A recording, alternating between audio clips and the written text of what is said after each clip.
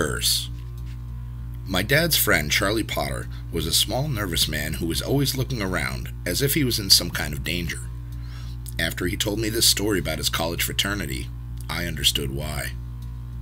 "The frat doesn't exist anymore," he said. "It was banned years ago. We just had 9 members at that point, and we were taking in 2 more, Jack Lawton and Ernie Kramer. One night in January, just about this time of year, the 9 of us took them out into the country for their initiation. We took them to an old deserted house where 2 young men about our age had been murdered recently. Their murderer was still at large. We gave Jack a lighted candle and told him to go up to the 3rd floor. Stay there for an hour, we told him. Then come back down. Don't speak, don't make any noise.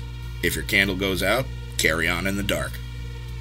From where we were standing, we could see the light from Jack's candle moving up the stairs to the 2nd floor, then to the 3rd.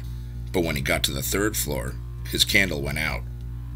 We guessed that he had come to a drafty corner and the wind blew it out. But when the hour went by and he didn't come down, we weren't so sure. We waited another 15 minutes and got more and more nervous. So, we sent Ernie Kramer up after him. When Ernie got to the 3rd floor, his candle also went out. We waited 10 minutes, 20 minutes, but there was no sign of either of them. "Come on down," we called, but they didn't answer. Finally, we decided to go up and get them.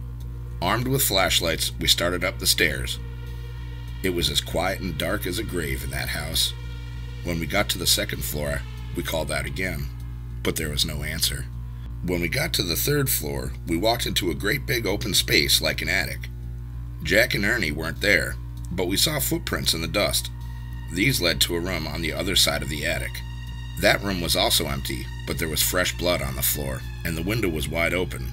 It was about 25 feet to the ground, but there was no ladder or rope in sight that they could have used to get down. We searched the rest of the house, and the land around the house, and found nothing. We decided that they were playing a trick on us.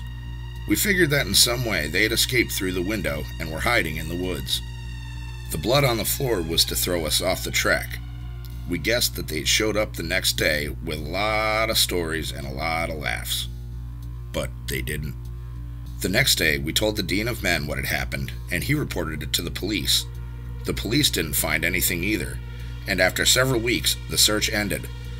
To this day, no one knows what happened to Jack Lawton and Ernie Kramer. "There isn't much more to tell," he said.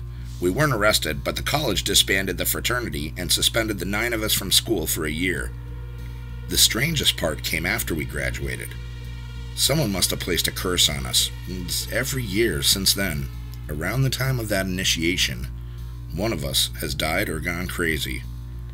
I'm the only one left," he said, "and I'm in pretty good health, but there are times when I feel just a little peculiar."